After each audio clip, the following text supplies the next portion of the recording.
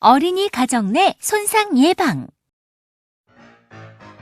사는 사랑 나눔재단과 서울대학교 병원 응급의학과가 공동으로 진행하는 어린이 가정 내 손상 예방 사업은 저출산, 고령화 시대에 어린이가 안전하고 건강하게 자랄 수 있도록 가정 내 환경을 개선하는 것을 목표로 시작하였습니다. 본 교육 자료에는 가정 내에서 발생할 수 있는 손상의 종류, 발생 장소, 위험 요인 및 예방 방법에 대한 내용과 함께 응급 상황 시 대처 방법 등도 수록되어 있으며 부모, 교사와 어린이가 함께 보며 배울 수 있도록 하여 집에서 발생하는 안전사고를 줄일 수 있도록 제작하였습니다. 본 교육 자료가 안전한 가정 내 환경을 조성하는 데 조금이라도 기여할 수 있기를 희망합니다. 화상 대처 방법. 화상은 뜨거운 물질 또는 마찰 등으로 인해 신체 조직이 손상된 상태입니다. 화상의 대부분은 가정에서 발생하며 이 중 절반 정도는 사전에 예방이 가능합니다. 1도 화상은 피부의 표피층만 손상된 것이며 빨간 피부와 심한 통증을 동반하지만 적절한 치료 시에는 흉터가 남지 않으므로 즉시 찬물로 식히는 처치만으로도 효과를 볼 수 있습니다. 2도 화상은 진피층까지 손상된 것으로 물집이 잡히고 통증이 심하며 흉터가 생길 수 있으므로 병원을 방문해야 합니다. 3도 화상은 피부와 피하 조직까지 손상된 것으로 화상 전문 병원의 치료가 필요합니다. 화상은 눈으로만 봐서는 상처의 상태나 경과를 예측하기 힘들기 때문에 가벼운 1도 화상이 아니라면 병원에 가서 진찰을 받는 것이 좋습니다. 화상 환자가 발생한 경우 첫 번째, 환자를 안전한 곳으로 옮깁니다. 두 번째, 화상 부위의 옷, 반지, 팔찌 등을 제거합니다. 단, 불에 탄 옷이 피부에 붙어 있으면 억지로 옷을 떼지 말고 잘라서 제거합니다. 세 번째, 찬물에 적신 물수건으로 30분 이상 식혀주는데 심한 화상의 경우 즉시 병원 이송이 가능하다면 깨끗한 천으로 덮고 바로 이동합니다. 네 번째, 화학물질에 화상을 입은 경우는 구급차가 도착할 때까지 상처 부위를 낮추고 물로 계속 세척합니다. 피부에 물집이 생겼을 경우 터뜨리지 않도록 합니다.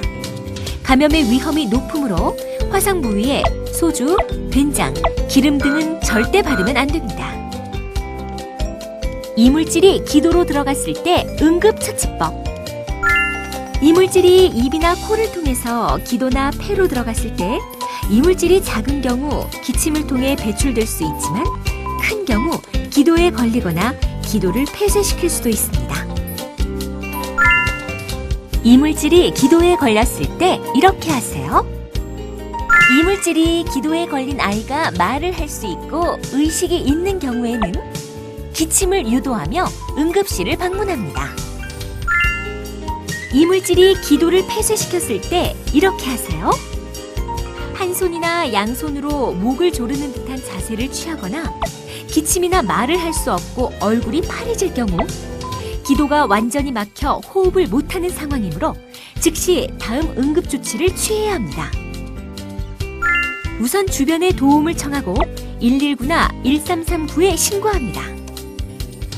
두 번째는 아이의 뒤에 서서 두 팔로 배꼽과 명치의 중간에서 위쪽 배를 감싼 후 복부를 안쪽으로 강하게 밀쳐 올려 이물질이 튀어나오게 합니다. 그리고 돌이 지나지 않은 영아는 등 두드리기 법과 흉부 밀어내기 법을 교대로 실시합니다. 등 두드리기 법은 손으로 아이의 턱과 가슴을 잘 받치고 얼굴이 땅을 향하게 한 후 시술자의 허벅지에 아이를 받친 팔을 올려놓고 반대쪽 손으로 아이의 등을 연속 5회 두드립니다.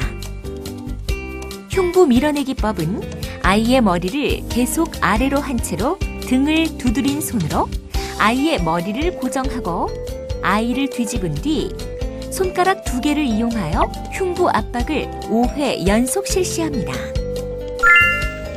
이물질이 배출되거나 아이가 호흡, 기침 또는 스스로 울 때까지 등 두드리기와 흉부 밀어내기법을 반복하며 입안으로 이물질이 나왔는지 확인합니다.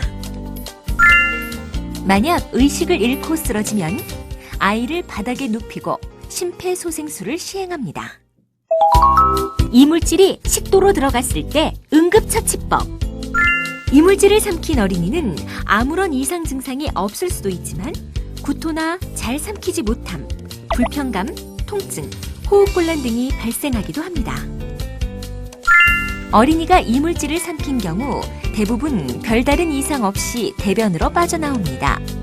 하지만 경우에 따라 자연 배출되지 않고 소화관에 걸려 장폐쇄가 생기거나 소화관을 손상시킬 수도 있습니다. 이물질을 삼켰을 때 이렇게 하세요. 이물질을 삼킨 것이 의심될 경우 이물질이 기도 속으로 들어가지 않도록 주의하고 아이가 원하는 편한 자세를 유지하며 어린이가 삼키거나 흡인한 물질의 종류와 양을 가능한 즉시 파악해야 합니다. 이물질 종류에 따라 지름이 2cm 이상이어서 자연 배설이 어렵다고 판단되거나 표면이 날카로운 커튼핀, 압정, 깨진 유리조각 같은 물질, 약물이나 부식성 물질, 독성이 있는 담배나 2개 이상의 자석을 삼킨 경우는 즉시 병원을 방문해야 합니다. 병원을 방문할 때까지 억지로 토하게 하지 말고 아무것도 먹여서는 안 되며 입안에 이물질이 보이는 경우가 아니면 손가락으로 입안에 이물질을 빼내려 해서도 안 됩니다. 그리고 병원을 방문하실 때는 이물질과 포장용기를 가져오시면 도움이 됩니다. 기본 심폐소생술. 기본 심폐소생술은 심장과 폐의 기능이 중지된 사람에게 맨손으로 시행할 수 있는 기본적인 응급처치로서 다음의 순서로 진행됩니다. 1단계는 반응을 확인하는 단계입니다. 우선 쓰러진 채 움직이지 않는 아이를 발견할 경우 먼저 주위가 안전한지 살펴보도록 합니다. 안전이 확보된 경우 아이의 어깨를 흔들며 깨워서 반응이 있는지 확인합니다. 흔들었을 때 반응이 없을 경우 주변에 도움을 청하고 119에 전화하여 구급차를 요청하세요.